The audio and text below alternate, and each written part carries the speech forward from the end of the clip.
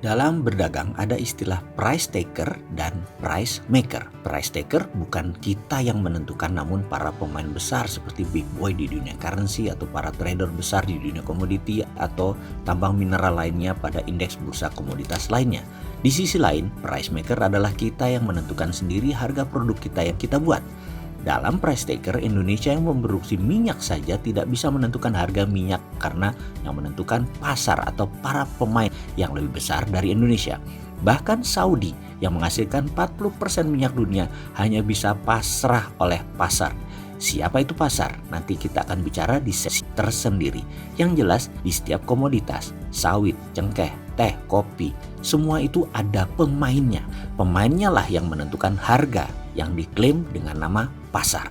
Jadi orang awam hanya mengatakan pasar, padahal ini terencana, terdesain, terstruktur, terkendali. Ada baronnya di masing-masing komoditas, ada rajanya, dan sudah ada berlangsung ratusan tahun sistem ini terjadi. Jadi naif sekali kalau kita berbisnis kita jadi korban harga, padahal kita produsen terbesar. Misalnya di kelapa sawit atau CPO, kita produsen tapi victim sistem tak bisa menentukan harga. Kita produsen tapi jadi price taker. Begitu juga di komoditas teh, kopi bagi Indonesia. Ya, beginilah kalau negara itu tidak berdaulat. Coffee bean, biji kopi, kita menjadi price taker.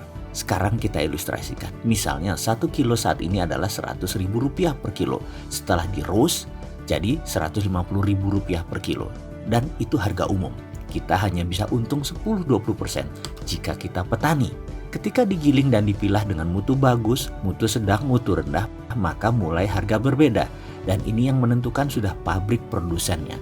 Dan ketika diberi merek, mulai dari kapal api, kopi ABC, hingga Nescafe, Dolce Gusto, dan lain sebagainya, maka penentu harga ditentukan oleh sang produsen tergantung target pasar retail mereka.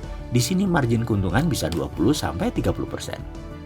Ketika Starbucks masuk, ambil dari petani kopi bean, diproses hingga diseduh dalam bentuk cappuccino, frappuccino ditambah suasana nongkrong, maka dari bean melompat 3 lapis, melompati roasted, manufaktur, langsung ke pelanggan dan menjadi service. Maka margin keuntungan per kilonya bisa 1000%, karena dari Rp100.000 per kilo diproses hingga dijual 15 gram Rp50.000.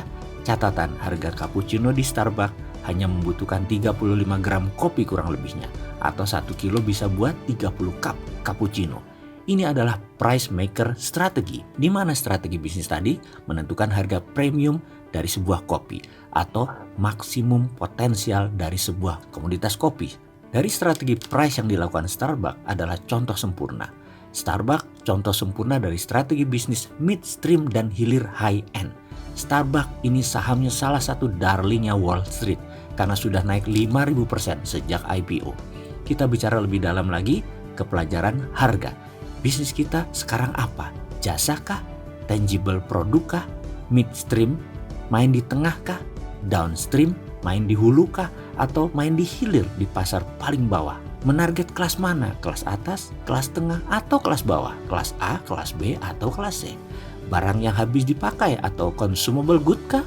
Atau barang yang awet atau non-durable goods kah? Food dalam kemasan kah?